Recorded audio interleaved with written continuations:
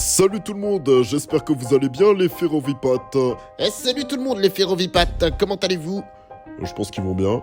Eh oui, quelle vidéo nous allons faire aujourd'hui? Nous allons parler du RER-D.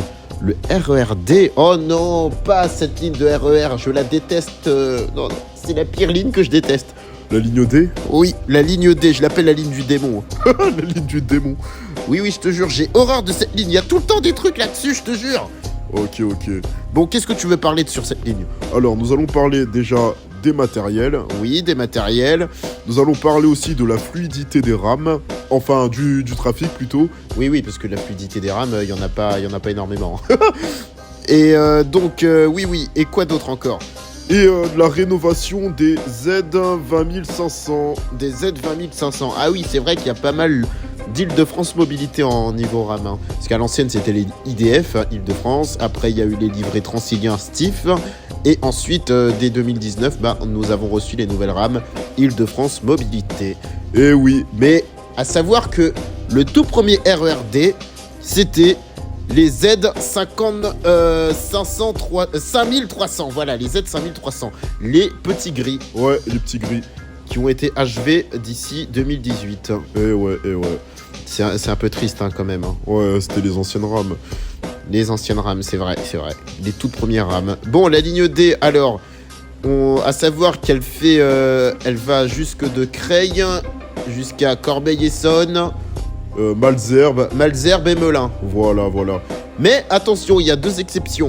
Parce que toutes les gares ne sont pas en Île-de-France. Ouais, toutes les gares du RER-D. Creil est en Picardie. Oui, à partir de la Borne Blanche, Ory-la-Ville, Chantilly, Gouvieux et Creil. Et Malesherbes qui est dans le 45. Oui, dans le Loiret, effectivement. Voilà. Et ensuite, nous savons aussi que le RER-D, c'est l'une des lignes les plus fréquentées de l'Île-de-France. Ah oui, il y a plus de 2 millions de voyageurs sur la ligne D. Hein. Ouais, ça évolue, ça progresse. C'est ça. Parce que oui, effectivement, sur la ligne D, il y a toujours des problèmes. Comme à Paris Nord, bagages oubliés, c'est toujours au centre de Paris. Soit t'as un abruti qui va tirer la sonnette d'alarme. Ah ouais. Ah oui. Et aussi, ce que j'aime bien sur le trafic, c'est toujours qu'il y a toujours une personne qui va dire ah oui, attention, non, ce n'est pas pour la ligne. Il va pas à Corbeil-Essonnes, il va pas à Melun. Je te jure, à chaque fois sur la ligne D, j'entends toujours des gens comme ça. Ouais, mais souvent, non, mais cette ligne, elle est pas très fiable. Et souvent, vous avez aussi des personnes travaillant de la SNCF, je sais pas si c'est des agents de la SNCF, qui vient vous poser quelques questions. Ah oui, si, ça m'est déjà arrivé aussi à Gare de l'Est. Sur la ligne P, est-ce que vous trouvez que la ligne est assez fluide? Ouais. Moi, je l'appelle, c'est toujours la ligne des problèmes, la ligne P, donc... La ligne des problèmes, on a la ligne du démon et la ligne des problèmes. Voilà.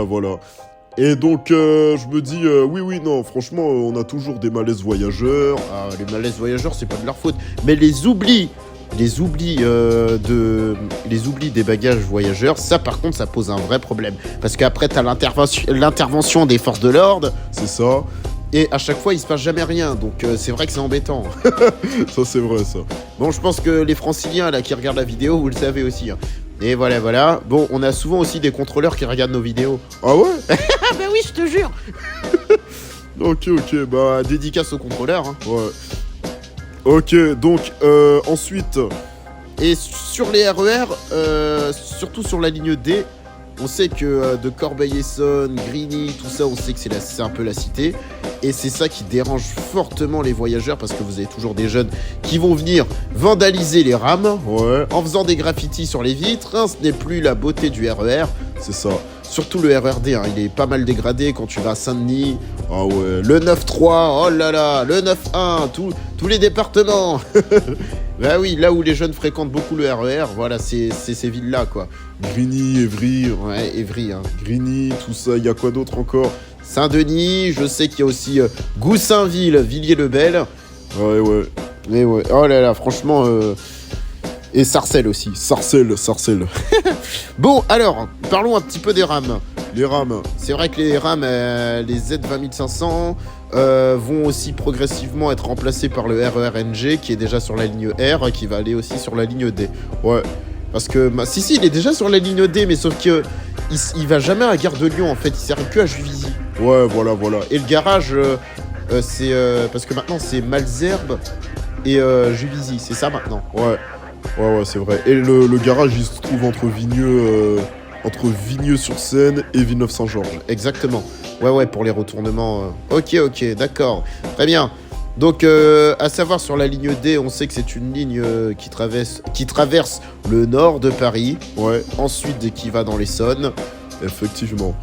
Et on sait que les rames à l'époque étaient plus belles que ceux des Transiliens. Ouais, j'ai remarqué. Moi, je préfère l'ancienneté. Ouais, mais toi, Attends, tu préfères quoi entre les Île-de-France Mobilité et les Transiliens?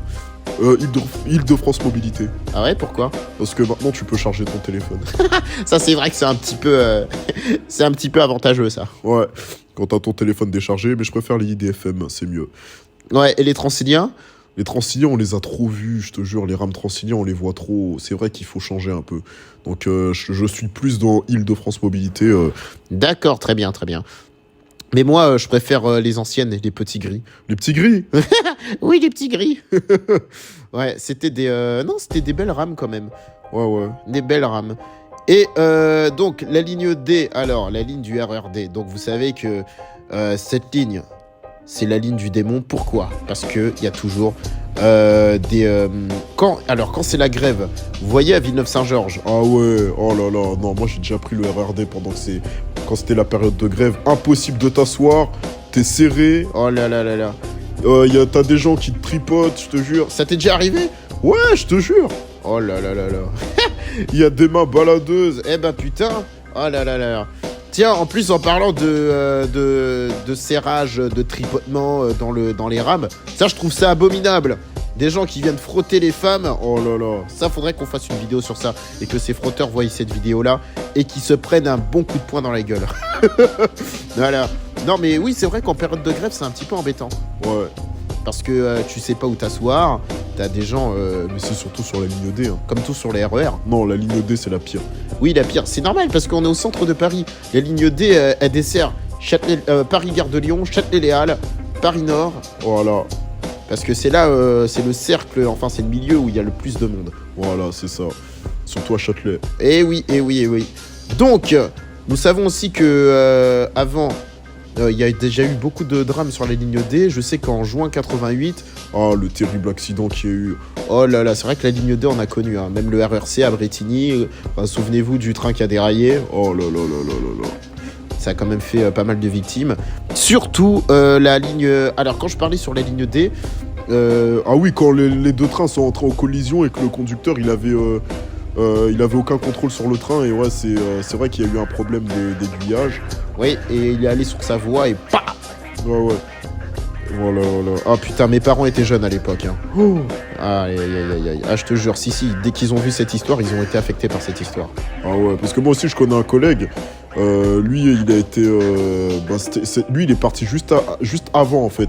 Avant que l'accident... Eh bah putain, il en a eu de la chance. Hein. Ouais. Il a eu 18 ans à l'époque et voilà. D'accord.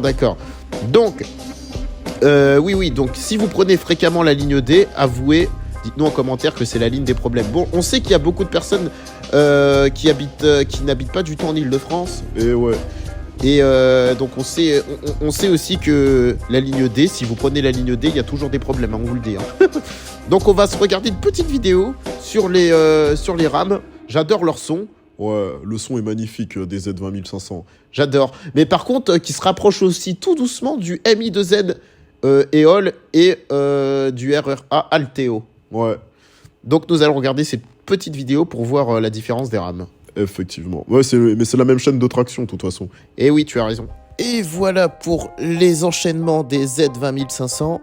Alors, Yanis des Transports 93, là, voilà, on a emprunté ta vidéo.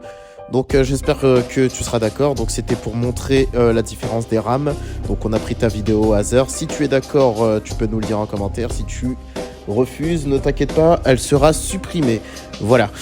Donc je disais, ah oui, hein, franchement ces rames elles sont vraiment superbes, mais vous préférez laquelle des rames les abonnés?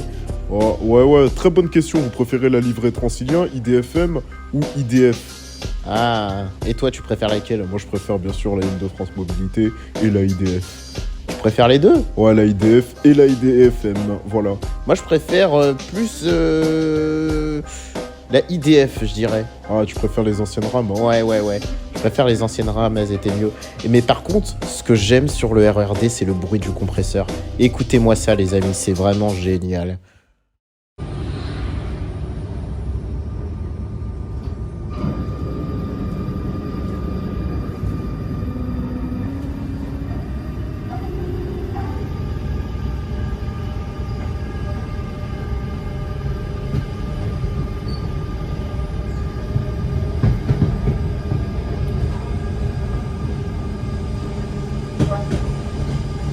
Ouais, c'est vrai que le bruit du compresseur, franchement, Il est magique, il est topissime. Voilà.